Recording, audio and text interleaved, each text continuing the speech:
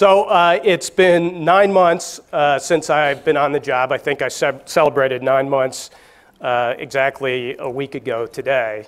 And while I've never been pregnant and don't really know what it's like, I think I got a little bit of a glimpse of it. Started off with euphoria, then was a little bit of nausea, then overwhelmed, and then finally some excitement for what's about to come. So today it's my good fortune to share with you what excites us at ComEd about the future of electricity and this partnership we have with this amazing city.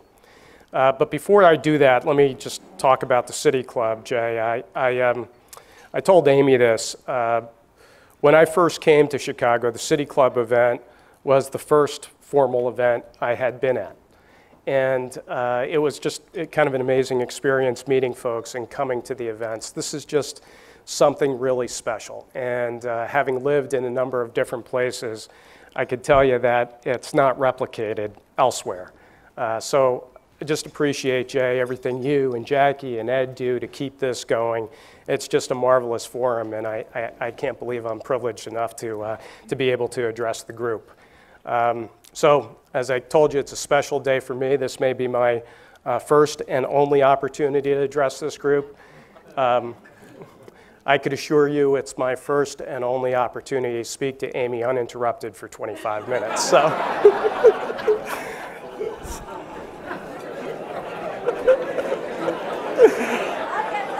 Yeah, I know, you know, it is, you take and you give away, right?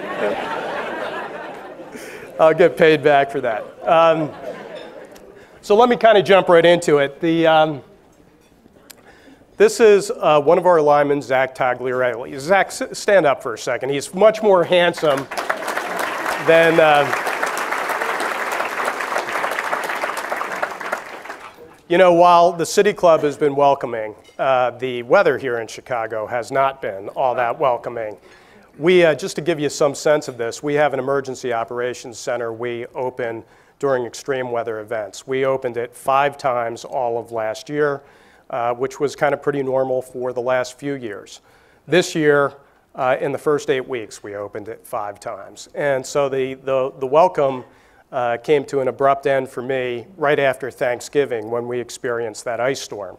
And ice and wind are the most horrible things for the electric system because it attaches to branches, brings down trees into lines, it attaches to all of our stuff, and water and electricity don't mix well to begin with, and then when you add a little bit of wind, it could end up being catastrophic. And then we survived that, and then we ended up right in the middle of this polar vortex event where this picture was taken of Zach and other heroes from ComEd going out and fighting the elements to keep the power on for families and businesses. A number of those guys are here today. Dean Apple, Terry McGoldrick, the heads of Local 15 represent them, and they are just amazing. I will tell you, you don't get a sense of what it is running this company. You don't feel the inspiration, the awe of it, until you see folks go out there and tackle elements where people just don't even want to be out. And so, you know, we would like to think this is kind of a one and done event, but as we've studied the science, it appears to us this is going to be a new normal. And to show you that, you know, my sense of humor is not alone at ComEd, I talk about the planet and warm water coming up over the Pacific and pushing out cold Arctic air, which is what captures these vortexes. So my chief of staff, the lovely Diana Sharp, got me this globe to represent that. But basically what does happen, I'm going to use it, Diana, you gave it, I'm going to use it. This warm air comes up, pushes the cold air out, and it pushes it over North America and on the other side of the planet over Russia. And if you were following it, you know that on certain days, that means the weather here in Chicago is worse than in Alaska or in the Arctic regions, and we certainly saw that. And what some of the work that's been done recently has indicated is that this is going to be a normal occurrence. It's going to be a feature of our winters going forward, and frankly, having spent the last 15 years of my life really involved in the climate science and studying it, there's very little we're going to be able to do between now and 2050, absent some miraculous end to the use of fossil fuels in an abbreviated period of time, which will be difficult for the reasons I'll describe in a moment. But this is going to be something we're going to have to deal with. And our brave men and women are going to be out there in the elements. It requires us to reinvent literally all of the equipment and the gloves we use and all of that sort of thing as we go forward. And as we think about the future at ComEd, weather being worse is not the only challenge we're going to have. We see three trends very, very clearly at this point. We see electrification of the transportation sector in the name of climate. And I think I read an article, I think for the first quarter of 2019, Tesla Model 3 sales outpaced every other luxury sedan out there. The BMWs, the Mercedes, the Lexuses, the Cadillacs, the Acuras, 28 different brands measured. The Tesla outsold every single one of them. And in fact, if you put numbers 2, 3, and 4 together and aggregate their sales, it's roughly the equivalent of what Tesla did in the first quarter of 2019. So I don't know how many folks in the room have electric vehicles. I have to confess I have a Ford F-150 that Amy is trying to get me to get rid of, but I'm holding on to dearly. But we know by 2022, about 100 different models will be on the road. And if you've been following this, a lot of the major car companies have basically said they're going all electric and not using the internal combustion engine. That trend is repeating itself in public transportation, in buses, trains, and even diesel trucks now. We're seeing electrify in increasing numbers. On the industrial process side, we're seeing industrial processes that historically were run with fossil fuels now are transitioning to electric. So that's a big trend we're seeing. We were saying about a year ago that we thought the crossover point for the electric vehicle versus internal combustion engine was around 2025. And that's a combination of things we measure about range anxiety and all of those other things. But we fully expect now that by 2023, when you're going to buy a car, electric vehicles are going to be a very challenging competitors to the old internal combustion engine.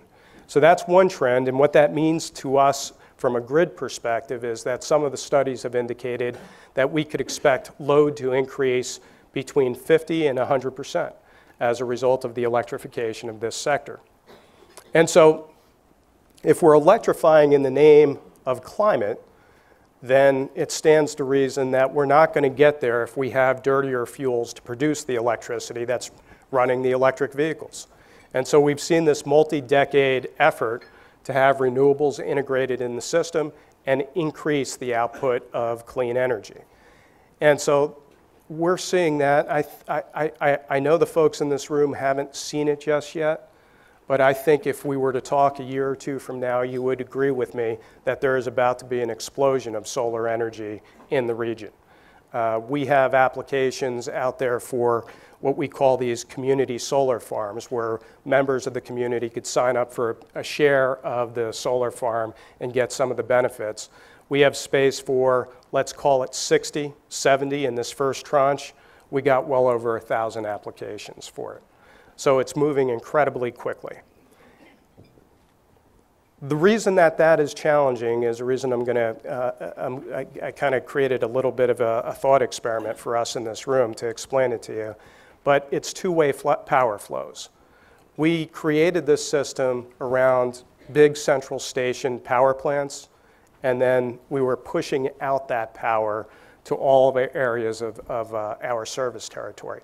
Increasingly, what we see is those generating facilities distributed on people's rooftops and throughout our service territory, and consumers will sell output to the grid during the day when they have more energy than they need, and then in the evening, they'll consume energy when the solar panels are not working. So we're calling them prosumers, right? Because they're going to be providers and consumers at the same time.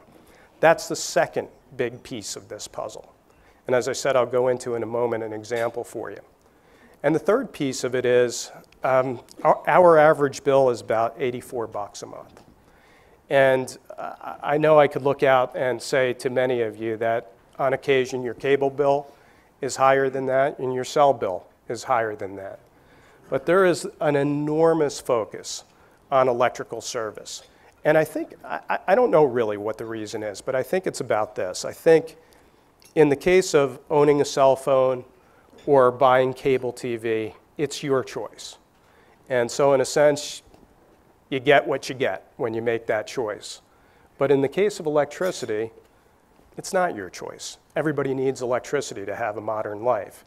And so as a consequence, what we're seeing is an interest in electricity, and maybe climate, maybe a number of other things, that makes it a societal interest and a consumer interest that's different from a lot of other products and services that are sold. And if you think about it, that's a great sweet spot for ComEd to be in, be an advisor and a facilitator of customer choice for our customers so that they get all of these cool new products and services, whether it's electrification of vehicles, whether it's solar systems, whether it's storage in the future.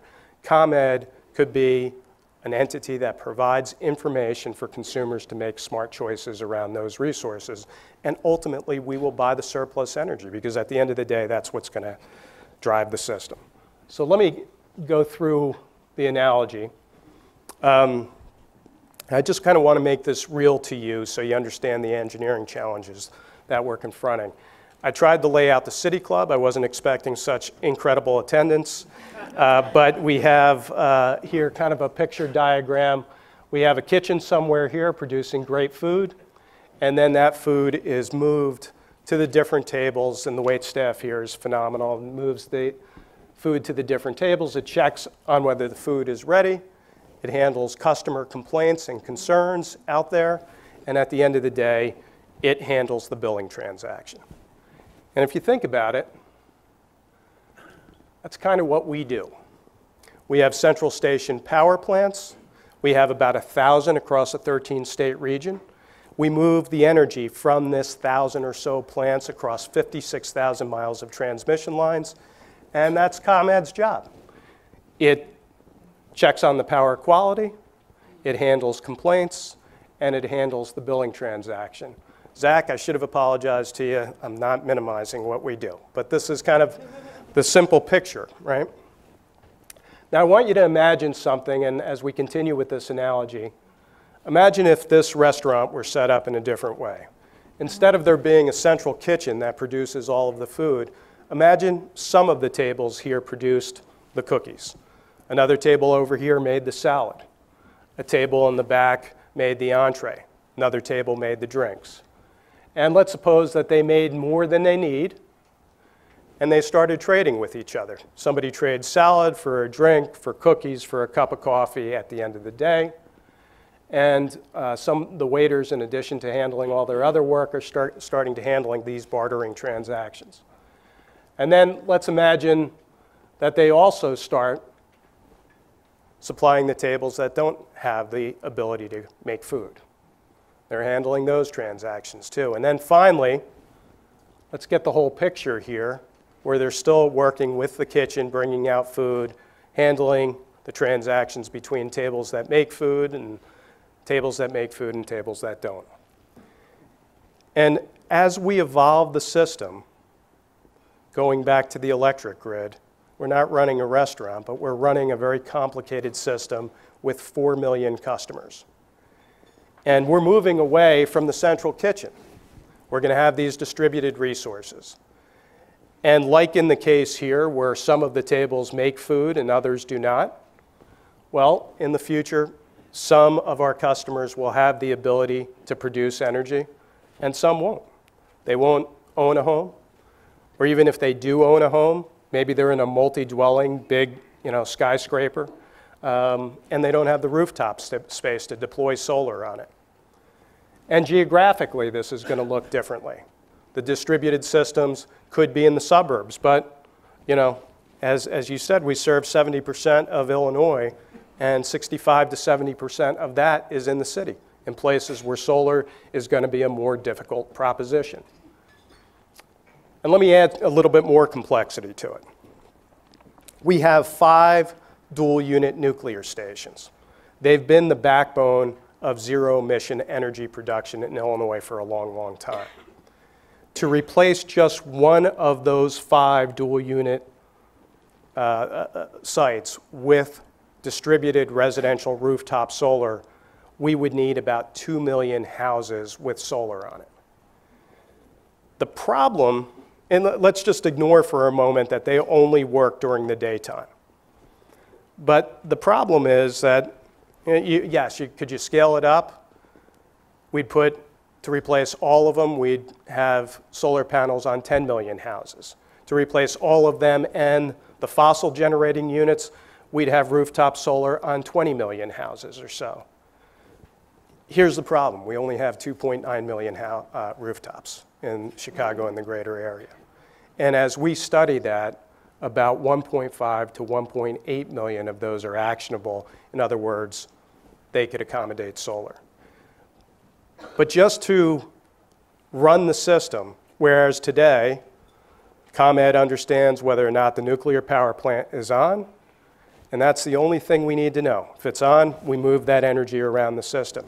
In the future, just to replace that unit, we're going to have to communicate and talk to 2 million different devices that don't run when we want them to run. They run when Mother Nature allows them to run. And at the end of the day, we're going to own all of these transactions. Nobody's going to care that 4 or 5 inches of snow fell covering the panels and they don't produce energy, or that clouds came over the system, or in the case of wind generation, that the wind wasn't blowing that particular day.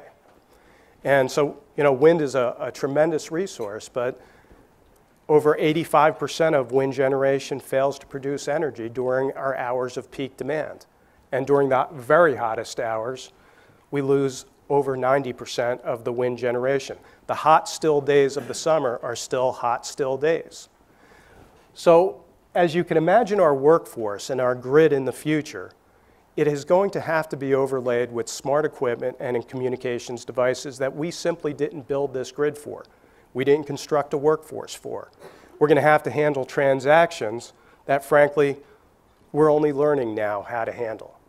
And that's the great challenge for us. That's the great engineering challenge. And we're going to need it to do all of this without breaking the bank for customers. And so, as we look at this, social equity becomes a very important dimension. The other thing about the green tables and the not green tables is this. Right now, where we're going to see the solar is in the suburbs. It's not going to be in the city. It's not going to be necessarily where people need jobs and need the opportunity. So how do we address social equity in this? Because frankly, we're not going to win the fight against climate change or the fight against anything else if the only people owning electric vehicles or rooftop solar are rich people in the suburbs. It's just not going to work. We've got to figure out a way to create social equity by ensuring the jobs that spring from this amazing transformation are felt where those jobs are needed most. And we have to address assistance programs and other things because while there's great opportunity here, there's also going to be sacrifice. Incidentally, I understand that if you stare at this long enough, you become somewhat mesmerized. I was tempted to add in, I knew Jim Kirk from Cranes was going to be here today, and I was tempted to add a subliminal I love ComEd message to see if that, nothing else has worked, so why not? Give that a shot.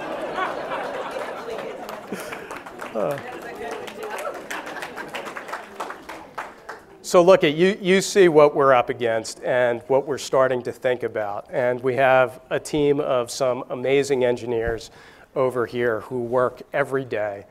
They come to us from all walks of life, from different countries. They're men, they're women, they're people of color. It's just this kind of phenomenal team that has been assembled. I think the finest team in the utility industry to tackle the issues that we're going to confront next. I told you all the problems, but let me tell you kind of the cool thing about this.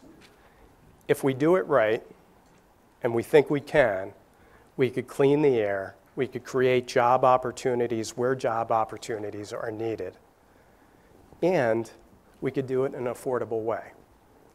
Like lots of things, if you do it wrong, well then that doesn't turn out so good.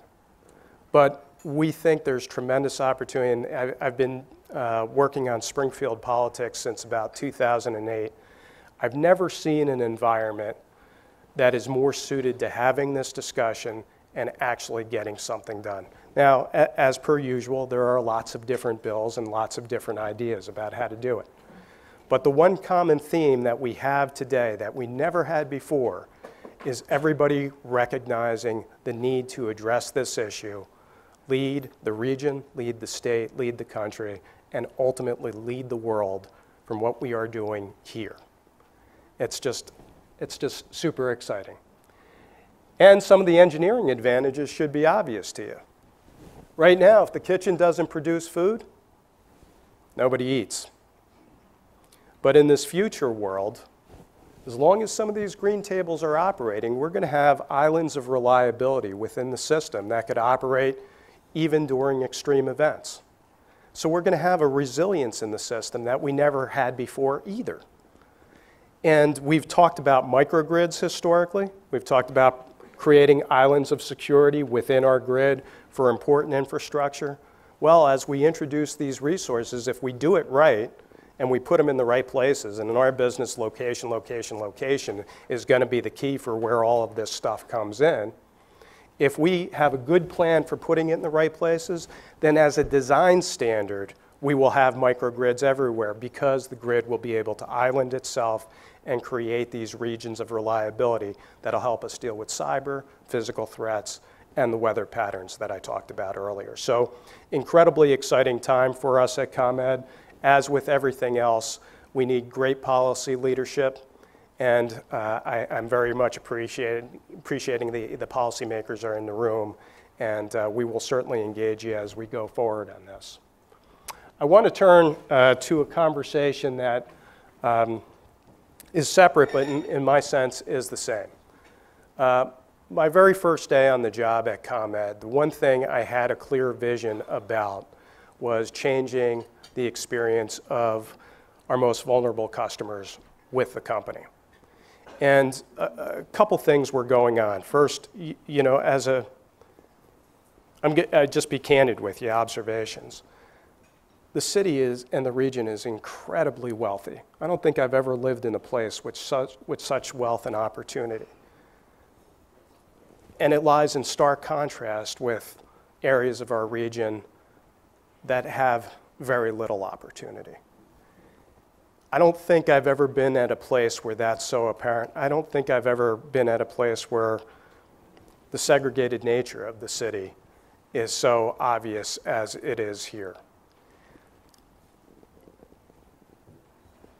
We think as part of this transformation, we could help to solve that. Some of the technologies that we believe need to be introduced could provide co-benefits around transportation and information technology that could help solve information and transportation deserts within the city. I want you to know that we are thinking about that all of the time because investments will be required, and as a consequence, we want to get the most bang for the buck. But the other thing that became apparent is I got to wear the headset, you know, go in and talk to our customer service representatives and meet with them. One of the things that we've seen a negative explosion about is fraud and scams by retail electric suppliers selling alternative and traditional forms of energy to our customers. And to give you some numbers around this, we had about 200 cases in the first quarter of last year of scams, and the scams are all different kinds of things. People dress up in ComEd uniforms. How many of you got a telephone call from ComEd in the last couple weeks saying, you've paid your bill, we want to offer you some great deals, right? Lots of people have. Everybody at ComEd and everybody at Exelon got those calls. They weren't from ComEd, by the way. But people impersonate the company all of the time and try to sell services that, frankly, are above market. I was at a press conference this morning announcing this program that I'm about to talk to you, and CETA was there. Harold Rice from CETA was there talking. He said that the scammers have taken the telephone number, the help number he has for the elderly in his community. They've changed one digit in the telephone number, And if you call that telephone number, you go to a retail electric supplier trying to sell you electric service. Competition has been great. And don't get me wrong, it's one of these cases where most of the apples are really good apples, but there's a few bad ones in the bunch as well. And so the thing we are doing at ComEd that we launched today is first a consumer fraud education campaign that will morph as the scammers morph their plans. We're going to get out there and talk about these retail electric providers who are offering a gift card or something else for somebody to sign up only to have their electric bill skyrocket 2 and 3 months down the road. We're going to talk through those things. We're going to spend millions of dollars on this information campaign because it's needed. The second thing we're going to do is empower our customer service representatives. One of the things that was very frustrating to me as I did this visit with the customer care center is that our CSRs are not allowed to tell customers that their bill is high because they're paying way too much for the electricity commodity, right? All of those rules were put in place for good reason. They didn't want ComEd urging people to stay with ComEd. They didn't want to put a brick on competition. But honestly, we're seeing elderly, we're seeing the poor, we're seeing people like my mom and dad who didn't speak English, and their connection to society was having somebody in the family who spoke English. They were incredibly susceptible to this kind of thing. I saw it in my life. And I saw families like ours that didn't have money to lose money as a result of things like this. This is a passion. And one of the things we're doing today is filing with the Illinois Commerce Commission approval to have our CSRs to take the handcuffs off, to allow them to talk to our customers. And we're backing that up with legislation in Springfield on consumer protections that are desperately, desperately needed. And the third component is flatly more assistance for arrearage reduction. We see on average some of our poor, and just to give you some dimensionality to this, it's for those customers that are 200% of poverty level, $60,000, family of 4 in Chicago, or 250,000, we have over 1 million plus of those customers. And many of them enter their winter season, and we can't stop service during the winter. You know, there's a moratorium on stopping services, there should be. But they're heading into the winter moratorium period already with balances that are on average $250. And doesn't mean a lot to the folks in this room, but it's everything to some of these families. So we're going to intercept those customers and deal with arrearages before they grow. And we're going to educate them on other programs that are available to challenge them. More needs to be done. And so one of the things that ComEd is doing in Springfield is seeking a continuation of the successful formula rate legislation that's led to a 60% improvement in reliability, best customer service record on history, record-setting performance in the Chicago region for reliability last year, and a bunch of firsts for ComEd over time. I'd say in 11, ComEd service, let's be honest, wasn't all that hot.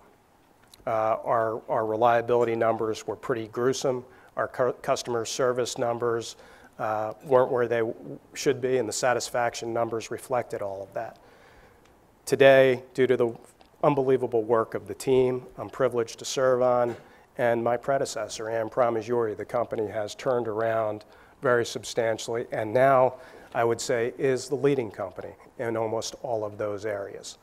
Its rightful position among utilities in America. So we have this program. We want to supplement it with additional monies from the corporation. We've proposed $100 million of ComEd monies, this is shareholder money, to support the most vulnerable customers over the next 10-year period. And even that still, folks, leaves a need that we still have to continue to get after and address. And ultimately, some of this is only going to be fixed by creating the opportunities and the economic engine in these communities that presently is missing. So I see these as related issues. It's an incredibly exciting time from an engineering perspective, from a policy perspective, and the perspective of customer service. And I'm honored to have the helm of the company at this crucial time. So with that, let me say thank you and take any questions you might have.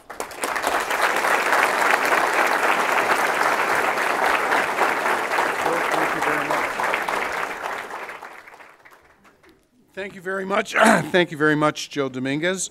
We really appreciate that. And very calm for very exciting times. Glad to see that. We have a couple of questions here. And if anybody else has any questions they would like to ask of Joe, just hold up your blue card and members of our staff will come around and pick up your cards, and we'll try to cover as many of these questions as we possibly can. Joe, the first question, which came in via the internet, by the way, because we do take questions via the internet. And if you couldn't keep up with everything that Joe talked about, you could go to our website and you could hear this program all over again. Okay, this is from Jim Harmoning, who's with Computer Bits, Inc., City Club member. His question, Joe, is the Chicago area, quote unquote, sunny enough for efficient power generation, or do you favor better transmission lines so we can use that good desert sun? What is a reasonable number of miles to transmit electricity? Yeah, so I think his question kind of embedded the answer within it. Electricity is a little bit like the ice cream you run to the grocery store to get. The farther away the grocery store is, the more of it's going to melt on the way. And so from my perspective, 400 or 500 miles on the transmission line is kind of a long distance. A lot of times people advertise on TV, someday the wind from the plains will power the big cities on the East Coast. And the reality is that you lose a tremendous amount of that power along the way, just as the ice cream would melt. So look, I think an answer to his, I'll unpack it, I think an answer to the last question, I don't see us building transmission lines to Arizona and the desert Southwest to take advantage of the solar profile. But I do, in answer to the first part, I do believe solar is a resource here in Illinois. And it's a coincident resource. So I talked earlier about some of the challenges with wind generation not operating in July and August where our system peaks. Well, that's not a problem with solar. And so we do have great, at the time our system peaks in terms of demand. In the summertime, we have a really great solar profile here in the area. And the thing that we really need to work on is storage, moving some of that energy that's produced during the daytime for use at night. But that's an engineering problem we could solve. We know the battery storage technology will cover that. It's harder with wind because I don't expect we'll see storage technology that'll allow us to take wind energy produced in April and May and move it to July and August. But no, I think there's a great home for solar here. Okay, great. This is from Cedric Bodley with the Boy Scouts of America, City Club member. As an important company to the people of Chicago, how is ComEd seeking to be more involved in helping communities? Yeah, so, beyond what I think I just described, that at the end of the day, I think what I described is not the ComEd problem, but the regional problem, the worldwide problem. So, we look forward to partnering on this great issue and creating economic development within the different communities. The other areas, everybody I think in this room knows how engaged our folks are in the community. One of the things that I think if you have this job, you got to do is read the Sam Insel biographies that have been done.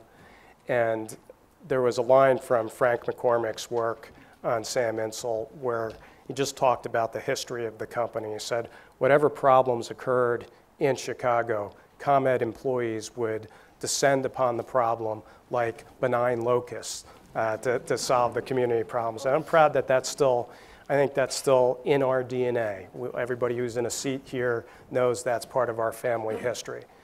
Where we're working very carefully is in developing STEM-related fields for people of color and women.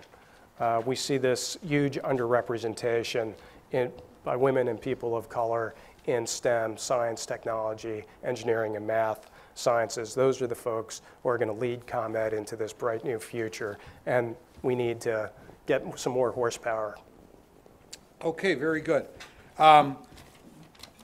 This is a question from Ivan Solis, who's with HACIA, the Hispanic American Contractors. He really has two questions, Joe. Amy, pay attention. What is the level of interest investment in power storage / batteries? That's his first question.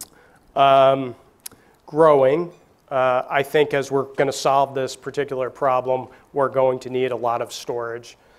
The way I see the technology is it's probably, there are some applications that are economic today, but I think it's a next decade opportunity. I think every day as we're working with Argonne, other labs, other technology centers, and the universities, I think there's a bright future for storage.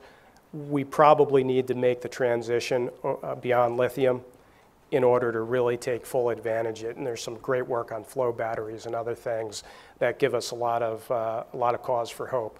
But at the end of the day, if we're going to handle the intermittency of a lot of renewable resources, storage is going to be a big component of it. I think you will see that evolution a little bit slower, but it is going to be absolutely a necessary component of our future. I wouldn't bet against it. Okay, now, this next question, you could both get in on this. How much are you asking, cash deal, for the F-150? Does it have any modifications like lowriders or anything?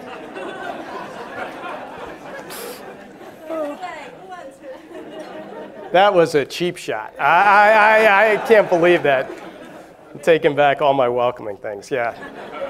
See me on that, don't see Amy, for obvious reasons. Whatever you do, don't call Victory Auto Wreckers. Okay. I didn't realize she was going to have a speaking role, by the way, or I wouldn't have said anything earlier. You could be up here. Okay, this is from State Representative Will Davis, 30th District, I believe. He says he's not a member of the City Club. Representative Davis, $50. No other, you're going to handle that? Okay, Governor Ivey, great.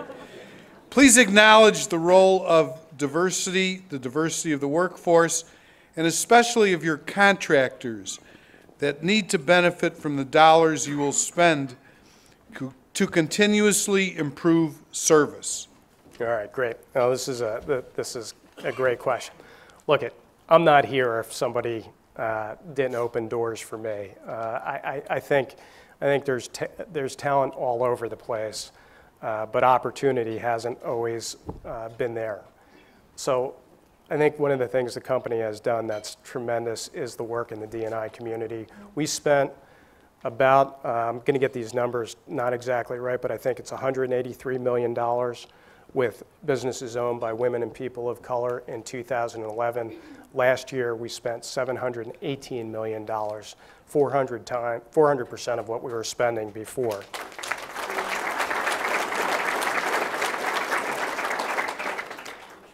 I think, sometimes you hear this story. ComEd is a really good company, and it does diversity and inclusion well. The truth of it is, ComEd is a really good company because it does diversity and inclusion really well. And if we're going to be the innovative company that we need to be to solve these problems, then the I part of that, the inclusiveness part of that, is something that we need to continue to work on. We need to have employees that are comfortable moving quickly to solve problems, not so afraid to fail, because we're going to fail along the way, that's for sure. But we need to work on inclusion in the workplace, and that's something I'm talking a lot about at ComEd. In terms of our workforce, I think 70% of the people we've hired since 2011 are either women or people of color, so tremendous numbers there. My vice presidents, nearly 60% of my vice presidents are women or people of color, and I think 5 of my 6 direct reports, including my boss of bosses, Diana Sharp, my chief of staff, are women. So it's made the company great. It is the secret sauce of a successful company. I think analysis after analysis has demonstrated that. And I could tell you that the experience we have of improving reliability 60%, avoiding 11 million outages, being the best in customer service, shooting through the roof in the way customers appreciate us, is not disconnected from the fact that we focused on D&I at the same time. These are related issues. This is cause and effect. Very good. Thank you. Do you know an Elaine Drakakis? She's not your sister-in-law or anything, is she? Okay, because it's kind of an interesting question. I figured this was your softball. She's from the DuPage Children's Museum. Her question is, being recognized as an exemplary leader today, tell us about your early childhood experiences that you recollect that influenced you to pursue your field of study, thus bringing you to your current position today. So in a minute or so, your biography. Yeah, real quick, my mom and dad came here from Cuba. I was born here in the U.S.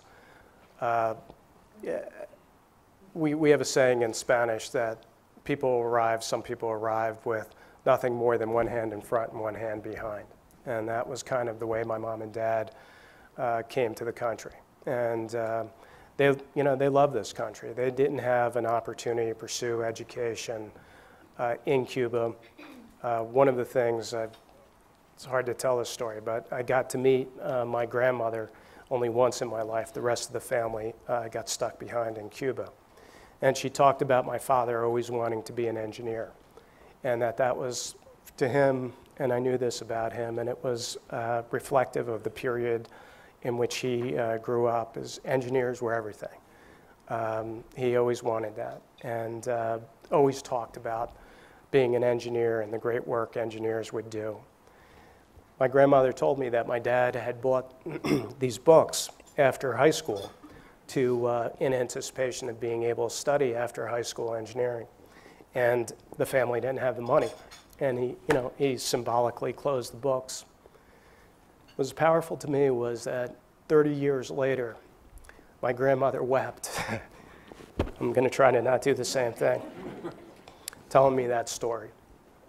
But like any good son, I wanted to follow and complete the things that my dad had great ambition about. And so I became an engineer. When I decided to go to law school, that was not a happy moment for him. As it turns out, he had great regard for engineers, not so much for lawyers. But look at that. That was our life. But we grew up, a part of my life in a part of North Jersey where everybody spoke Spanish, and my dad got a great break to start. He's a sheet metal man, and start a small welding shop down at the Jersey Shore. And I remember that transition from this place where everybody kind of looked like me and was like me, and everybody spoke Spanish, to a place where I had to learn to speak English and deal with all that. And then you do, like I said before, kind of become the English-speaking ambassador to your family in this weird way. But the two experiences taught me a life lesson I'll never forget, and that is that people are people. Wherever you go, whether it's the Spanish-speaking community or what I went to, which was kind of this all-white community where I was the only Latino, at the end of the day, the people wanted the same things. And to take a page out of your book, you got to love them, right? You got to love them. And so that got me to be an engineer, and most days pretty loving. Amy will be the final judge of that. No, many of you probably feel this, but I was the luckiest person to have my mom and dad. And we're very lucky to have you here with us, Joe. Thank you for watching the Illinois Channel. You may also wish to follow us online, where you are free to make comments or program suggestions. Get our breaking news updates on Twitter, where you can find us at Illinois Channel. You can find our past programming on YouTube at youtube.com/Illinois Channel TV. Or you can go to the Illinois Channel website at illinoischannel.org. There you can find not only our current video stories and programs, but also our library of past programs, as well as articles that provide additional information about Illinois issues and individuals. The Illinois Channel, keeping you connected to your state, your issues, your home.